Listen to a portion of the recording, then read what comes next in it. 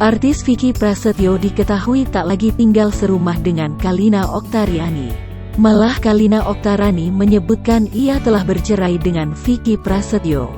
Sementara Vicky Prasetyo sepertinya cuek tentang hubungannya dengan Kalina Oktarani. Meski mengaku sempat kehilangan, Vicky Prasetyo blak-blakan mengaku akan mencari jodoh lagi. Diakui Vicky Prasetyo saat ada Kalina ia selalu dimanjakan. Namun, ia sepertinya tak mau ambil pusing mengenai kelanjutan hubungannya dengan mantan istri Deddy Corbuzier tersebut. Meski diakuinya saat ini seperti anak yang hilang usai ditinggal Kalina, Vicky rupanya tak ingin menghabiskan waktunya bermuram durja.